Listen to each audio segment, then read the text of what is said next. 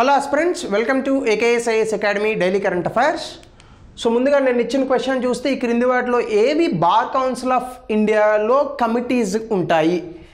మూడు ఉంటాయి: legal education committee, executive committee, disciplinary committee. ఇది మోర్ డేంజరస్ అనమాట. ఒకవేళ లాయర్స్ ఎవరైనా తప్పు చేసినా, వాళ్ళ మీద ఏమైనా కంప్లైంట్స్ వచ్చినా ఈ పర్టికులర్ కమిటీయే వాటిని తీసుకుంటుంది. కొన్నిసార్లు ఆ లాయర్స్ని బ్యాన్ చేయడం కూడా జరుగుతుంది. సో అలాగే ఈరోజు సెషన్లో చూడబోయేటటువంటి అంశం ఏంటంటే, ఒడిశాలో నార్త్ ఈస్ట్కి చెందినటువంటి ఒక ఐఏఎస్ ఆఫీసర్, ఈయన ఐ థింక్ మణిపూర్, దిమన్ చక్మా, ఈయన ఒక 10 లక్షల రూపాయలు లంచం తీసుకుంటూ దొరికిపోయాడు.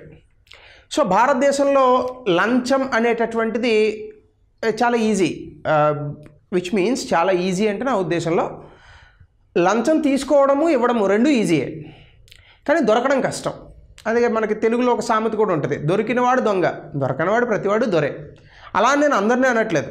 They are so many IAS officers who are exceptionally great like SR Sankaran. There so many politicians who are exceptionally great like the current prime minister. వీళ్ళెవరూ లంచాలు తీసుకుని పనిచేస్తున్నటువంటి వ్యక్తులు కాదు, కానీ కొంతమంది ఈ యొక్క అవినీతికి అలవాటు పడినటువంటి వ్యక్తులు ఉంటారు. సో దీనికి సంబంధించే కరప్షన్ ఇండెక్స్లో భారతదేశం చాలా అద్భుతమైన ర్యాంకులో ఉంటుంది. బట్ ఇక్కడ మన దేశంలో ఈ కరప్షన్ అనేటటువంటిది రకరకాల మార్గాల్లో ఉంది. అంటే చాలామంది కరప్షన్ అంటే ఓన్లీ బ్రైబరీ అని అనుకుంటారు.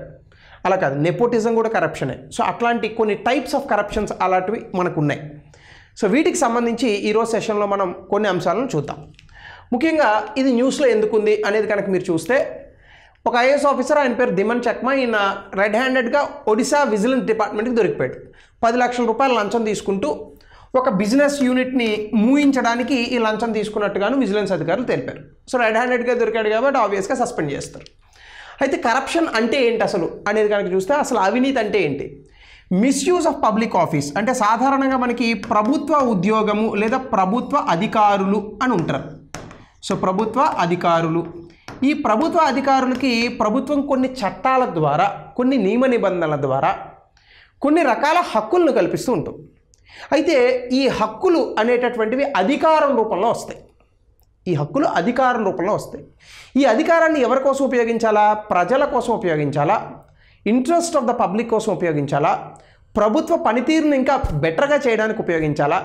ప్రభుత్వ సేవలు ప్రజలకు అందించడానికి ఉపయోగించాలా? ఓవరాల్గా చెప్పాలంటే సమాజ అభివృద్ధికి ఉపయోగించాలి. కానీ వాళ్ళ స్వలాభం కోసం కనుక ఈ పబ్లిక్ ఆఫీస్ని కానీ వాళ్ళకి ఇచ్చిన అధికారాలను కానీ ఉపయోగించుకుంటే దాన్ని కరప్షన్ అని అంటారు. కేవలం డబ్బులు తీసుకోవడమే కాదు, అవతల వ్యక్తి చర్యల వల్ల మీకు ఏదైనా ఒక పర్సనల్ గెయిన్ జరిగి ప్రజలకి నష్టం చేకూరితే అది కూడా కరప్షన్లోకే వస్తుంది. ఉదాహరణకి మీరు ఏ ఎమ్మెల్యేనో అనుకోండి, మీ ఊర్లో ఒక ఫర్ ఎగ్జాంపుల్ ఒక రోడ్డు పడుతుంది అనుకోండి, మీ పొలం దగ్గర నుంచి ఆ రోడ్డుని ఇట్లా వంకీలు తిప్పారనుకోండి, అది కూడా కరప్షనే. ఇట్లాంటి రోడ్లు ఎన్ని వంకరలు తిరగలేదు మనం రోజు ప్రయాణించేటటువంటి రోడ్లలో. So it erodes trust in governance. ఇలా ఎక్కువగా కరప్షన్ ఉండడం వల్ల ఒకటి, సమాజంలో ఇబ్బంది రావడం అనేటటువంటిది ఎంత కరెక్టో, రెండు, ఆ పరిపాలన అనేటటువంటి దాని మీద ప్రజలకి నమ్మకం కోల్పోతారు. సో ఈ యొక్క పబ్లిక్ ట్రస్ట్ అనేటటువంటిది పోతుంది గవర్నెన్స్లో. అలాగే ఈ డిస్టార్ట్స్ పాలసీ మేకింగ్లో పూర్తి స్థాయి, అంటే ఈ యొక్క విధానాల రూపకల్పన ఉంటుంది కదా, ఈ పాలసీ మేకింగ్ అనేటటువంటిది పూర్తి స్థాయిలో పోతుంది. అలాగే divorce resources away from essential services, అంటే కావాల్సినటువంటి సేవలు ఏవైతే ఉంటాయో వీటి నుంచి వనరుల కేటాయింపును దూరంగా తీసుకెళ్తుంది.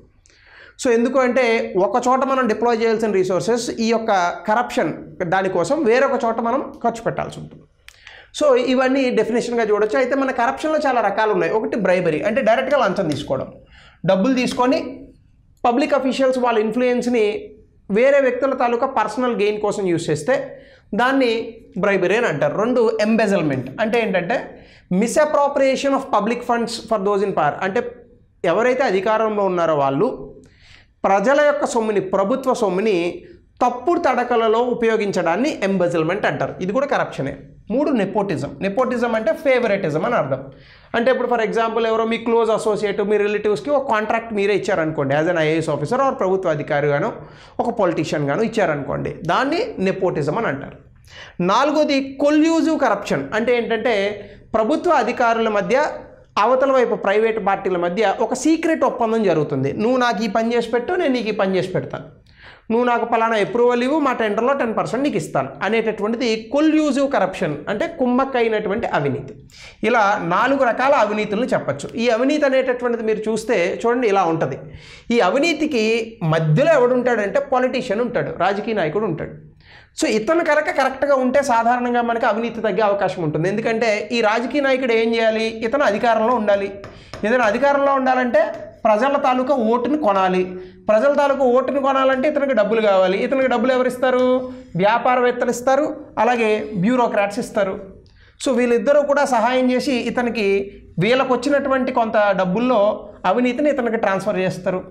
ఇతను ఏం చేస్తాడు? ఆ డబ్బులతో ఓటును కొంటాడు. ఆ ఓటును కొన్నటువంటి వ్యక్తులు మళ్ళీ ఏం చేస్తారు? వీళ్ళు ఇతరత్ర సేవలు పొందడానికి మళ్ళీ వీళ్ళే బ్యూరోక్రాట్స్కి లంచాలు ఇస్తారు. అంటే మన డబ్బునే మనం లంచంగా ఇచ్చి అది రాజకీయ నాయకుల జేబుల్లో పెట్టి ఆ డబ్బుని మనమే మళ్ళీ తీసుకొని ఓట్లు వేస్తున్నాం. అంటే ఈ దేశంలో పిచ్చోళ్ళు ఎవరయ్యా అంటే డబ్బులు తీసుకొని ఓటు వేసేటటువంటి వ్యక్తులు. ఎందుకు? అరే మన డబ్బే తీసుకొని మనకే ఇస్తున్నారు, మన డబ్బే తీసుకొని మనకే ఇస్తున్నారు. అంటే మన డబ్బు తీసుకొని మనకి ఇచ్చినందుకు మనం ఓటేస్తున్నాం. సో అందుకే డబ్బు తీసుకొని ఓటు వేయలేటువంటి పరిస్థితులు వచ్చిన రోజు కరప్షన్ కూడా తగ్గుతుంది. ప్రజలు కూడా చాలా గొప్పవాళ్ళు. వీళ్ళు ఓటుకు డబ్బులు తీసుకుంటారు. నేను ఈ మధ్యకాలంలో ఒక ఎన్నికల్లో చూశాను. 2024లో లోక్సభ ఎన్నికల్లో 1,00,000 కోట్లు ఖర్చు పెట్టారట. ఆ ముందు జరిగినటువంటి తెలంగాణ ఎన్నికల్లో నేను చూశాను, అది న్యూస్లో, పేర్లు చెప్పాల్సిన అవసరం లేదు. ఒక ఆమె వచ్చింది బయటికి, అయ్యా ఎన్నికలు జరిగినాయి మా నియోజకవర్గంలో, ఉప ఎన్నికలు అవి ఎన్నికలు జరిగినాయి, ఉప ఎన్నికలు మా పక్కన ఉన్నటువంటి గ్రామంలో ఓటుకి 2,000 ఇచ్చారు, మాకు కనీసం 1,000 రూపాయలన్నా ఇవ్వాలి కదా, ఇయ్యలేదు, అందుకని మేము ఓటు వేయము ఈ సంవత్సరం అని చెప్పింది ఆమె. మహానుభావురాలు. సో ఇట్లాంటి గొప్పోళ్ళు ఉంటారు. కాబట్టి ఓటును అమ్ముకునేటటువంటి దుస్థితిలో ప్రజానీకం ఉన్నప్పుడు మరి ఆ ఓటును కొన్నటువంటి వ్యక్తి మళ్ళీ డబ్బులు వెనక్కి రాబట్టుకోవాలంటే ఖచ్చితంగా అతను అవినీతి చేయాలి కదా. సో కాబట్టి అవినీతిని ఎవరు ప్రేరేపిస్తున్నారు? ప్రజలే ప్రేరేపిస్తున్నారు. ప్రజలు ఇవ్వడం తీసుకోవడం రెండు మానేశారనుకోండి, ఎందుకు ఉంటుంది అవినీతి? ఉండదు. సో కాబట్టి ఒక దేశం అభివృద్ధి చెందినా ప్రజలే, అభివృద్ధి చెందకపోయినా ప్రజలే.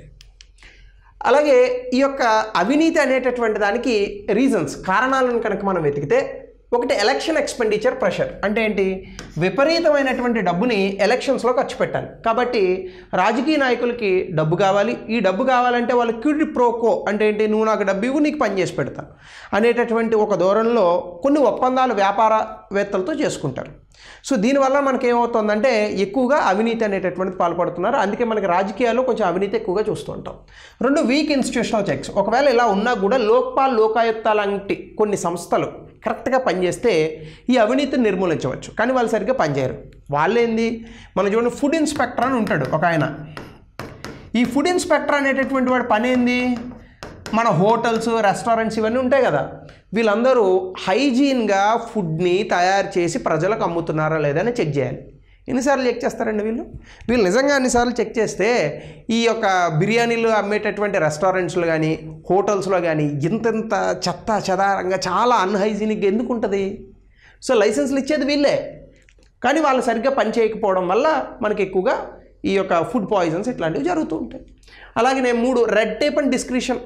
Over regulation. కొన్ని చోట్ల అవసరమైన చోట మనకి రెగ్యులేషన్ ఉండదు, కొన్ని చోట్ల అత్యధికంగా రెగ్యులేషన్ చేస్తారు. అలాగే దాంతోపాటుగా ఏం చేస్తారంటే స్టాండర్డ్ టైం లైన్స్, అంటే కొన్ని ప్రమాణాలు పాటించాలి, అవి పాటించాం. అవి ఎప్పుడైతే పాటించలేదో ఏమవుతుంది? మీరు ఓవర్గా కట్టడి చేశారనుకోండి, అవతల వ్యక్తి ఖచ్చితంగా ఫ్రీడమ్, స్వతంత్రత కోరుకుంటాడు. సో ఇలాంటి పరిస్థితులు ఉంటాయి. Red tapism and discretion. కొన్నిసార్లు ఈ స్వతంత్ర అధికారాలు కానీ లేదా లేట్ చేయడం కానీ పనులు, వీటి కారణంగా కూడా కరప్షన్ జరుగుతుంటుంది. మీరు చూడండి, సింపుల్గా మీరు కోర్టుకు పోతారు, మీరు ఒక కేసు వేస్తారు, 5-6 నెలలు వాయిదా పడుతుంది.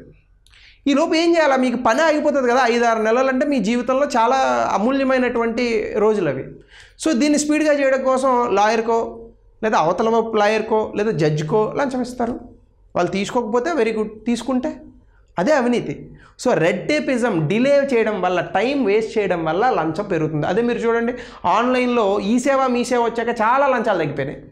టకటక వెళ్తాము, వాడు తీస్తాడు, ఇస్తాడు, దానికి డబ్బులు తీసుకుంటాడు, అయిపోతుంది. అంటే టెక్నాలజీ ఈ కరప్షన్ని చాలా వరకు తగ్గించగలదు. అట్లానే ఇన్ఈక్వాలిటీ అండ్ రైజింగ్ ఆస్పిరేషన్స్. చాలా వరకు మన దేశంలో అసమానతలు ఉన్నాయి. ఒకడు ఇలా వెళ్ళి బెంచ్ కార్లో తిరుగుతుంటాడు, ఒక 40 లక్షలు 50 లక్షలు బెంచ్ కార్లో. ఈ పక్కనే ఒక బర్రె పోతుంటుంది, ఆ బెంచ్ కార్ హార్న్ కొడుతుంది, ఈ బర్రె పేడేస్తుంది, అంతే తేడా. ఇండియన్ రోడ్స్ మీద రెండు కనిపిస్తూ ఉంటాయి.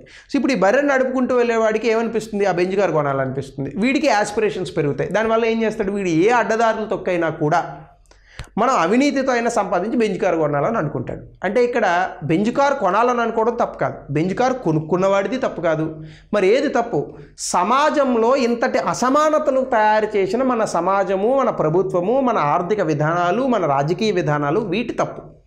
అందుకే వ్యక్తులు ఎప్పుడూ కూడా ఒక దేశంలో ఉన్నటువంటి వ్యక్తులు, పౌరులు, వాళ్ళ మధ్య ఉన్నటువంటి సమవుజ్జి బాగుండాలి. అదే మీరు నార్వే వెళ్ళారనుకోండి, దేశంలో ఉన్నటువంటి వ్యక్తులందరూ ఒకే రకమైనటువంటి సమానత్వంతో ఉంటారు. వాళ్ళు అంటే పక్కవాడికి ₹1,00,00,000 వస్తుంది అనుకోండి, మీకు ఒక 60 లక్షలు 70 లక్షలు ఉంటుంది, లేదా మీకు 2 కోట్లు ఉంటుంది, అంతే, పెద్ద తేడా ఉండదు. అందుకే ఆ దేశాలు హ్యాపీనెస్ ఇండెక్స్లో కానీ ఇంకా ఇతరత్ర సోషల్ ఇండెక్స్లో ముందుంటాయి. కానీ భారతదేశం చాలా పెద్దది, 140 కోట్ల పైచీలకు జనాభా ఉన్నటువంటి దేశం, ఎన్నో వేల సంవత్సరాల నుంచి ఇక్కడ ప్రజలు బ్రతుకుతున్నారు. అనేక కులాలు, మతాలు, వర్ణాలు, వర్గాలు, ప్రాంతాలు, భాషలు ఇన్ని ఉన్నటువంటి దేశం వల్ల అసమానతలు ఎక్కువ ఉంటాయి. ఈ అసమానతలు ఎక్కువడం వల్ల, ఆస్పిరేషన్స్ పెరగడం వల్ల కూడా కొన్నిసార్లు ఇన్కమ్ డిస్పారిటీ వల్ల కూడా, అంటే ఈ యొక్క ఆదాయంలో హెచ్చుతగ్గులు ఉండడం వల్ల కూడా కొంతమంది అఫీషియల్స్ వాళ్ళ తాలూకా అధికారాన్ని దుర్వినియోగం చేసి దాని నుంచి డబ్బుని పొందుతారు. అలాగే ల్యాక్ ఆఫ్ పబ్లిక్ అవేర్నెస్. చాలామంది సిటిజన్స్కి అసలు పౌరులకి ఆర్టీఐ అంటే ఏంటో తెలియదు. ఆర్టీఐ అంటే ఇన్సూరెన్స్ కంపెనీ అని అడుగుతారు. సో రైట్ టు ఇన్ఫర్మేషన్ అంటే ఈ యొక్క ప్రజలు సమాచార హక్కు చట్టాన్ని ఎక్కువ వాడుకుంటే కరప్షన్ తగ్గుతుంది, కానీ మనం వాడాం. అట్లాంటిదే నెక్స్ట్ కనుక మీరు చూస్తే దీనికి సంబంధించి గవర్నమెంట్ ఇనిషియేటివ్స్. ఈ కరప్షన్ తగ్గించడానికి గవర్నమెంట్ ఏ రకాలైనటువంటి ఇనిషియేటివ్స్ని తీసుకుంది. ఒకటి, రెగ్యులర్గా విజిలెన్స్ రైడ్స్ చేస్తారు. యాంటీ కరప్షన్ ఏజెన్సీస్ ఉంటాయి, విజిలెన్స్ డిపార్ట్మెంట్స్ ఉంటాయి ప్రతి రాష్ట్రానికి. వీళ్ళు ట్రాక్ చేసి, ట్రేస్ చేసి, క్యాష్ని పట్టుకొని వాళ్ళని డిస్మిస్ చేయించడమో, సస్పెండ్ చేయించడమో చేస్తారు. Digital systems. ఈ మధ్య కాలంలో టెండర్లు ఇవన్నీ కూడా ఫైల్స్లో పెట్టకుండా ఈ టెండరింగ్స్ అంటే ఎలక్ట్రానిక్ చేస్తున్నారు. పిఎఫ్ఎంఎస్, అట్లాగనే డైరెక్ట్ క్యాష్ బెనిఫిట్ ట్రాన్స్ఫర్స్, ఇవన్నీ ఉండడం వల్ల మనుషులు ఉండట్లేదు ఇంకా. ఇప్పుడు ఫర్ ఎగ్జాంపుల్ ప్రభుత్వంలో ఎవరో చీఫ్ మినిస్టర్ ఉంటారు, ఆయన ల్యాప్టాప్లో బటన్ నొక్కుతాడు, వెంటనే మన అకౌంట్లో డబ్బులు పడతాయి. మధ్యలో వ్యక్తులు ఉండట్లేదు. గతంలో ఎట్లా ఉండేదంటే ప్రభుత్వం ఉండేది. సో ప్రభుత్వం పెన్షన్లు పంచేది. పెన్షన్లు పంచినప్పుడు ఏమవుతుంది, ఒక 4,000 రూపాయలు పెన్షన్ ఇచ్చింది అనుకోండి, మధ్యలో వాడు 500 నొక్కేసి మీకు 3,500 ఇస్తాడు. ఆ మధ్యలో మిడిల్ మెన్ని తీసేయాల. రైతాంగానికైనా ఇదే. మనం కనుక మధ్యవర్తుల్ని తీసేయగలిగితే అన్ని రంగాలు బాగుపడతాయి. మధ్యవర్తులే సగం దరిద్రం దేశానికి. 3, విజిల్ బ్లోవర్ యాక్ట్. అంటే ఎవరైతే offers protection to those who report corruption. ఇప్పుడు కొంతమందికి అవినీతి జరుగుతుందని తెలుస్తుంది, కానీ వాళ్ళు బయటికి చెప్పలేరు, ఎందుకంటే చెప్తే చంపేస్తారని భయం. అలా బయటికి చెప్పగలిగేటటువంటి వ్యక్తులను ప్రొటెక్ట్ చేయాలి. అలా ప్రొటెక్ట్ చేసే చట్టమే, వాళ్ళని రక్షించే చట్టమే విజిల్ బ్లోవర్స్ యాక్ట్. అలాగే సమాచార హక్కు చట్టం మీకు చెప్పక్కర్లేదు. ప్రభుత్వానికి సంబంధించిన, పరిపాలనకు సంబంధించిన అన్ని రికార్డ్స్లను కూడా మీరు చాలా ఈజీగా పొందొచ్చు. దీనివల్ల పారదర్శకత పెరుగుతుంది. 4, మ్యాండేటరీ అసెట్ డిక్లరేషన్స్. ప్రభుత్వ అధికారులు వాళ్ళకి ఉన్నటువంటి ఆస్తులను ప్రతి సంవత్సరం కూడా చెప్పాలి. అయితే బ్లాక్ మనీని ఎవడు చెప్తాడు, చెప్పడు. సో ఇవన్నీ కూడా మనం తీసుకున్నటువంటి ఇనిషియేటివ్స్. అయితే ఇంకా ఏం చేయాలి, ఖచ్చితంగా లోక్పాయుక్త సరిగ్గా పనిచేయట్లా. మనం 2011 ప్రాంతంలో విపరీతమైనటువంటి దేశంలో అన్నా హజారే మూవ్మెంట్ తీసుకొచ్చి లోక్పాయుక్తని తీసుకొచ్చాడు. దేశం మారిపోతుందని అనుకున్నాం, ఏం మారింది, ఆయన మారినాడు, ఇంకేం మారలేదు. కాబట్టి లోకాయుక్తాన్ని స్వతంత్ర అధికారాలు ఇచ్చి గట్టిగా పనిచేసేటట్టు చేయాలా. అలాగనే పొలిటికల్ ఫండింగ్. రాజకీయాలకు సంబంధించి ఈ రాజకీయ పార్టీలకి ఫండింగ్ ఇస్తున్నారు, దీనికి ఒక క్యాప్ పెట్టాలా. ఇంతకు మించి ఇవ్వకూడదు. ఏ కంపెనీ అయినా కూడా ₹1,00,00,000, 2 కోట్లు, 30 కోట్లు, ఎంతో ఒక లిమిట్ పెట్టాలి ప్రతిదానికి. అలాగే ఆర్టిఫిషియల్ ఇంటెలిజెన్స్ సర్వేలెన్స్ వాడి ఈ మధ్యకాలంలో టెండర్ అప్రూవల్స్ వీటికి సంబంధించి రాజస్థాన్లో ఆర్టిఫిషియల్ ఇంటెలిజెన్స్ వాడడం వల్ల 57 లక్షల రూపాయలు ఎక్కడెక్కడైతే అవినీతి జరిగిందో కనిపెట్టింది ఆర్టిఫిషియల్ ఇంటెలిజెన్స్. దాన్ని వాడుకోవాలి. ఇదే ఆర్టిఫిషియల్ ఇంటెలిజెన్స్ శాండ్ మైనింగ్కి సంబంధించి రాజస్థాన్లో ఇల్లీగల్ ఆపరేషన్స్ ఆర్టిఫిషియల్ ఇంటెలిజెన్స్ పసికట్టింది. అట్లానే దీంతో పాటుగా గ్యారంటీ టైం బౌండ్ సర్వీసెస్, అంటే ఖచ్చితంగా ఇగో ఈ సేవలు ప్రజలకి ఎంత సమయంలో అందుతాయి అనేటటువంటి ఒక బిల్లుని తీసుకురావాలి. దీన్నే సర్వీస్ డెలివరీ బిల్ అని అంటారు. పార్లమెంట్లో చాలాసార్లు దీన్ని ప్రవేశపెట్టారు, ఇప్పటికీ కూడా అది పాస్ కాలేదు. అలాగే ఢిల్లీలో ఇలాంటి టైం బౌండ్ సర్వీసెస్ని వాడి ఏ ఆఫీసర్లు అయితే అనుకున్న సమయానికి సేవలు అందించలేదో వాళ్ళ మీద ఫైన్ వేసింది ఢిల్లీ గవర్నమెంట్. అట్లానే సిటిజన్స్ ముందుగా అన్నిటికన్నా ముందు మన దేశంలో ఉన్నటువంటి పౌరులు ముందు సమర్థవంతంగా ఎంపవర్ చేయాలి వాళ్ళని. అంటే వాళ్ళని సాధికారత వైపు నడిపించాలి, సోషల్ ఆడిట్స్ చేయాలి, ఆన్లైన్ పోర్టల్స్ ఉపయోగించాలి, ఆర్టీఐ ఉపయోగించాలి, స్థానికంగా ఉన్నటువంటి ప్రభుత్వాలని మనం క్వశ్చన్ చేయాలి. ఇవన్నీ చేయడం వల్ల కరప్షన్ అనేటటువంటి దేశంలో తగ్గే అవకాశం ఉంటుంది. రాబోయేటటువంటి భవిష్యత్ తరాలు కరప్షన్ లేనటువంటి ఇండియాలో చాలా అద్భుతమైన అత్యున్నత స్థాయిలకు ఎదిగేటటువంటి పరిస్థితులు కూడా క్రియేట్ చేయబడతాయి. సో దీనికి సంబంధించి ఎన్ని డేస్లో ఫస్ట్ అపీల్ సెకండ్ అపీల్ చేయొచ్చు ఆర్టీఐకి సంబంధించింది ఆన్సర్ని తెలపండి.